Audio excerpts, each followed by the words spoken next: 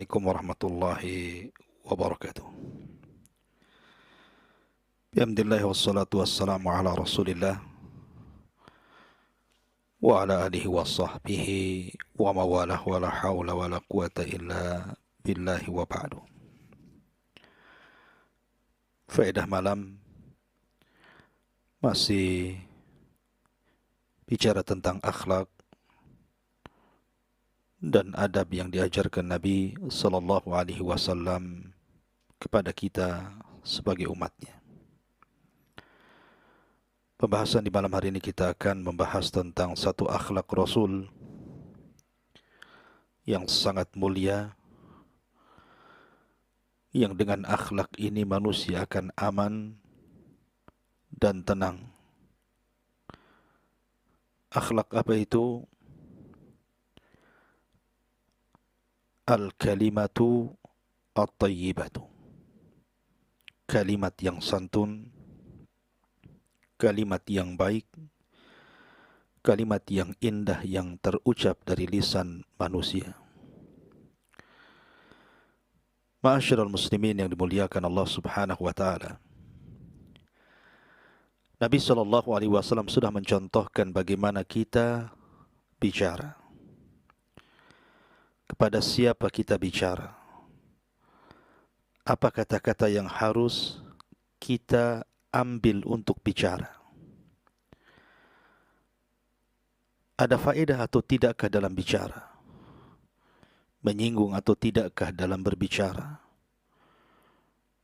Ada pahala ataukah ada dosa di dalamnya saat bicara? Semua sudah diajarkan Nabi sallallahu alaihi wasallam kepada kita umatnya. Ingat sebuah hadis dari Aisyah Ummul Mukminin radhiyallahu anha. Ketika ada seseorang yang hendak bertamu kepada Nabi sallallahu alaihi wasallam dan orang tersebut tahu bahwa itu bukan orang baik, makanya Nabi sallallahu alaihi wasallam mengatakan bi'sa akhul ashirah, seburuk-buruk orang adalah dia. Tetapi ketika kemudian orang ini masuk dan berjumpa dengan Nabi sallallahu alaihi wasallam, tiba-tiba Rasul melembutkan bicaranya. Dan wajahnya tidak menampakkan ketidaksukaan kepada dia. Setelah kemudian berbincang dengan Rasul, dan Nabi sallallahu alaihi wasallam mengambil kata-kata yang santun kepada orang ini, kemudian orang ini pergi. Perbuatan Nabi sallallahu alaihi wasallam membuat heran Ummul Mukminin Aisyah radhiyallahu anha. Sampai-sampai Aisyah radhiyallahu anha mengatakan, "Ya Rasulullah, tadi engkau bicara bahwa orang ini seburuk-buruk orang, tetapi setelah engkau berjumpa, engkau lembutkan kata-katanya kepada dia." Maka Nabi sallallahu alaihi wasallam mengatakan, "Ya Aisyah, mata ahidtini fahashan." Aisyah, kapan kau lihat aku bicara kasar? Inna syarran nas indallahi manzilatan yaumal qiyamah man tarakahu nas ittiqa'a syarri. Karena seburuk-buruk manusia, kata Rasul, di sisi Allah Subhanahu wa taala tempatnya pada hari kiamat adalah manusia yang menjauh dari dia karena takut keburukannya. Jadi Nabi sallallahu alaihi wasallam mengajarkan bagaimana kita berbicara dengan manusia. Kata Nabi sallallahu alaihi wasallam, "Man kana yu'minu billahi wal yaumil akhir falyakul khairan aw liyasmut." Barang siapa yang beriman kepada Allah dan hari akhir, maka ucapkan dengan kalimat yang santun, kalau tidak bisa diam. Ma'asyiral muslimin yang dimuliakan Allah Subhanahu wa taala. Ketika Allah Subhanahu wa taala bicara tentang keindahan surga, kenikmatan yang tiada terkira, kenikmatan yang tidak pernah dilihat mata, didengar telinga, bahkan terlintas dalam pikiran pun tidak bisa. Salah satu nikmat yang Allah anugerahkan bagi penduduk surga adalah di surga itu kita tidak akan mendengar orang-orang yang bicara dengan pembicaraan yang tidak ada faedahnya, ataupun ada unsur dosa di dalamnya. Bahkan tidak ada orang berdusta di sorga. Makanya Allah subhanahu wa ta'ala mengatakan, la yasma'una fiha lagwan wala kidzaba. Mereka tidak akan mendengar di sorga itu ucapan yang sia-sia ataupun ucapan dusta. Dalam ayat yang lain, la yasma'una fiha lagwan wala ta'thima. Mereka tidak pernah mendengar di sorga itu kalimat yang sia-sia ataupun kalimat yang ada unsur dosanya. Namimah, ghibah, mencaci, memaki, menghina, merendahkan. Tidak akan Anda dapati di sorga. Dan itu keutamaan besar, nikmat Allah yang besar bagi penduduk sorga. Makanya Allah subhanahu wa ta'ala berfirman, lanjutnya, illa kila salaman salama. Kecuali di sorga itu ucapan yang membawa selamat. Selamat hati kita, selamat hati orang. Tidak menyakiti kita dan kita tidak menyakiti orang.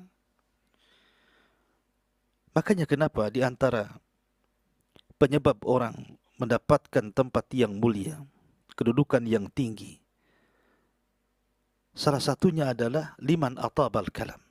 Orang yang kalau bicaranya itu sangat santun.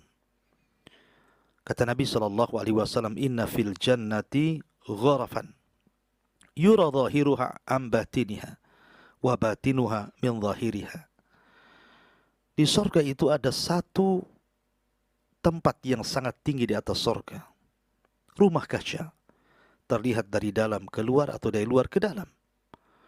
Ketika para sahabat mengatakan apakah itu manazilul anbiya, tempatnya para nabi, maka Rasul tidak. Siapapun bisa masuk ke tempat itu. Kemudian Nabi SAW ditanya, untuk siapa tempat itu? Kata Rasul, liman atabal kalam. Bagi orang-orang yang santun dalam bicaranya. Wa at'amat ta'am, dan orang yang suka memberi makan orang yang kesusahan. Wa adamas siyam, bagi orang yang suka berpuasa. Wa shalla bin nasi wan nasu niyam, dan bagi orang yang suka tahajud. Salah satunya Rasul mengatakan liman atabal kalam, bagi orang yang santun dalam bicara. Karena terkadang yang menjadikan nikmat itu hilang adalah ketika seseorang bicara dengan tidak santun kepada orang, terkadang bisa membakar hati seseorang. Kehidupan yang tadinya tenang, kehidupan yang tadinya indah, kehidupan yang tadinya penuh dengan ketenangan dan keindahan bisa berubah menjadi permusuhan, kedengkian, kebencian, hanya karena pembicaraan manusia. Betapa banyak suami istri yang tadinya tenang, damai, gara-gara satu kata bisa bercerai-berai. Betapa banyak anak-anak yang pahalanya banyak, salatnya rajin, puasanya oke, sedekahnya iya, tapi menjadi penghuni neraka gara-gara ucapannya yang durhaka kepada orang tuanya.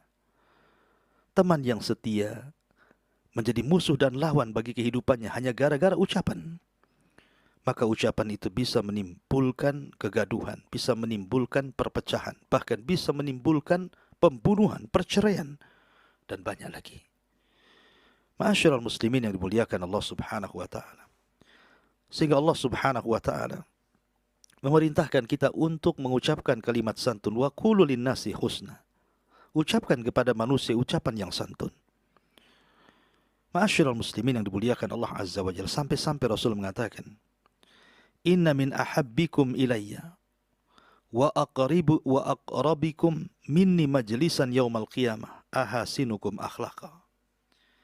Kata Nabi SAW, sungguhnya di antara orang yang paling aku cintai dan tempat duduknya lebih dekat kepadaku pada hari kiamat adalah orang yang baik akhlaknya. Kemudian Nabi SAW mengatakan, wa inna abghadakum ilayya wa ab'adakum minni majlisan yaumal qiyamah as-sarsarun al-mutasaddiqun al-mutafaihiqun. Dan orang yang paling aku benci dan yang paling jauh majlisnya dengan diriku pada hari kiamat adalah orang yang banyak bicara. Orang yang bicaranya kasar dan orang yang bicaranya terlontar kesombongan. Ma'asyiral muslimin yang dimuliakan Allah subhanahu wa ta'ala. Dari sini Nabi SAW mengatakan, la tukthirul kalam bi ghairi dzikrillah, fa inna kathratal kalam bi ghairi dzikrillahi qaswatan lil qalbi. Jangan kalian banyak bicara, kecuali kalau memang banyak faedahnya. Tapi kalau tidak ada faedahnya, kemudian dalam pembicaraannya itu terkandung dosa, memutus silaturahim, membuat orang marah, membuat orang dendam, membuat orang kemudian begaduh, maka sebaiknya ditinggalkan. Tapi kalau di dalamnya ada unsur zikrullah azza wa jalla, silahkan. Karena kalau sudah banyak bicara dan tidak ada unsur zikrullah di dalamnya, maka itu sebuah kekerasan dalam hati. Hati kita akan keras, susah menerima hidayah Allah subhanahu wa ta'ala.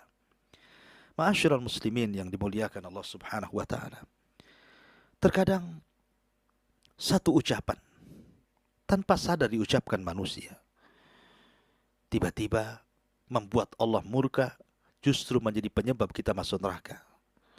Kata Nabi SAW, wa innal abda la yatakallamu bil kalimati min sukhtillah,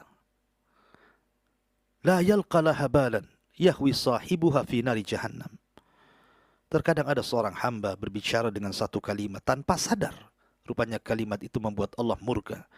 Rupanya dengan satu kalimat cukup Allah masukkan dia ke dalam jahannam, na'udzubillah. Atau betapa banyak orang yang salat malamnya tidak pernah tinggal, orang yang sedekahnya tidak pernah lepas, bahkan orang yang puasanya pun senantiasa dilaksanakannya. Tapi amalan-amalan sunnah ini bisa gugur gara-gara tidak bisa menjaga lisan.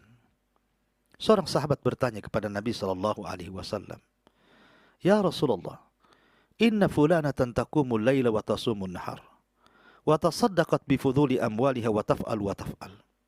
Rasul, sesungguhnya ada seorang wanita, kalau malam tidak pernah tinggal salat malam, kalau siang tidak pernah tinggal puasa sunnah, dan dia suka bersedekah, bahkan dia banyak melakukan kebaikan dan kebajikan. Walakin tu'dhi jiranaha bilisaniha, tapi dosanya satu, suka menyakiti tetangganya dengan lisannya. Maka Nabi SAW mengatakan, la khaira fiha, hiya min ahlin nar. Wanita itu tidak ada kebaikannya, bahkan wanita itu pantas masuk neraka. Di zaman Nabi SAW ada dua orang yang berbangga dengan nasab dan mengatakan, tahukah engkau siapa aku? Aku adalah anak fulan ibn fulan, fulan ibn fulan, fulan ibn fulan. Setelah dia bangga dengan nasabnya, tiba-tiba dia mengejek kawannya dan mengatakan, amma anta fala ummalaka. Aku yakin nasabmu tidak sebaik nasabku. Sebutkan nasabmu. Akhirnya orang ini pun kemudian menyebutkan nasabnya, ana fulan ibn fulan ibn fulan. Lewatlah Rasul, tiba-tiba Nabi SAW mengingatkan mereka tentang tidak boleh berbangga-bangga dengan nasab. Kata Rasul, dahulu di zaman Nabi Musa, ada dua orang persis seperti kalian. Yang satu mengatakan, tahukah engkau siapa aku? Aku adalah anak fulan, ibn fulan, ibn fulan, ibn fulan. Sampai ke 9 kakinya disebut. Dan dia bangga apakah dia mukmin atau kafir. Kemudian dia mengejek kawannya dan mengatakan, amma anta fala ummalaka. Aku yakin kau tidak seperti nasabku. Celaka nasabmu. Maka kemudian dengan malunya kawannya mengatakan, adapun saya fulan, ibn fulan, ibn fulan. Ketika kaki yang keempatnya dia tidak mau menyebutkan. Kenapa? Karena kafir, tidak mukmin. Sehingga dia kemudian menasabkan nasabnya ke dalam Islam dan mengulang dan mengatakan, saya anak fulan, ibn fulan, ibn fulan, ibnul Islam. Maka keduanya wafat. Yang berbangga dengan nasab orang kafir dimasukkan ke neraka, yang berbangga dengan nasab orang Islam dimasukkan ke surga. Lihat, orang ini masuk neraka bukan karena membunuh, bukan karena berzina, bukan karena berjudi, bukan karena zalim, karena dosa lisan, berbangga dengan nasab. Oleh karena itulah ma'asyiral muslimin yang dimuliakan Allah Subhanahu wa taala, lisan ini karunia dari Allah yang luar biasa. Dengan lisan orang bisa berdakwah, dengan lisan orang bisa membaca Quran, dengan lisan orang bisa berzikir, dengan lisan orang bisa menyampaikan hidayah. Tapi dengan lisan juga orang bisa membunuh. Dengan lisan orang bisa bercerai. Dengan lisan orang bisa saling menzalimi. Dengan lisan seseorang bisa hancur, negara bisa hancur, agama bisa hancur. Oleh karena itulah maka lisan ini nikmat Allah. Berikanlah kedudukan lisan kepada tempatnya. Maka setiap ucapan yang kita keluarkan akan dicatat oleh Raqib dan Atid. Ma yalfidu min qaulin illa ladaihi raqibun Atid. Tidaklah ucapan yang kita bicarakan kecuali akan dicatat Raqib dan Atid. Maka Nabi SAW mengatakan kepada Mu'adz bin Jabal tentang bahaya lisan, bahwa lisan inilah yang menjadikan orang akan masuk ke dalam jahannam. Sehingga Mu'adz mengatakan, ya Rasulullah, apakah dengan lisan-lisan kita ini seseorang akan diadab oleh Allah Subhanahu wa taala? Maka Rasul mengatakan, wailaka thaqilatka ummuka ya Mu'adz, wa hal yakubbun nas fi nari jahannam illa hasaidu alsinatihim. Betapa banyak orang-orang yang dimasukkan ke dalam jahannam, wahai Mu'adz, itu akibat lisan-lisan mereka. Maka Nabi SAW mencontohkan bagaimana berbicara. Rasulullah manusia yang paling santun bicaranya. Nabi SAW adalah orang yang paling baik bicaranya. Nabi SAW sudah mencontohkan bagaimana cara berbicara. Karena itulah akhlak Rasul, itulah kemuliaan Rasul, itulah kasih sayang Rasul SAW. Wa ma arsalnaka illa rahmatan lil alamin. Tidaklah kami utus engkau wahai Muhammad kepada manusia kecuali karena rahmat untuk segenap alam semesta. Subhanakallahumma bihamdika asyhadu an la ilaha illa anta astaghfiruka wa atubu ilaik. Allahu ta'ala. Assalamualaikum warahmatullahi wabarakatuh.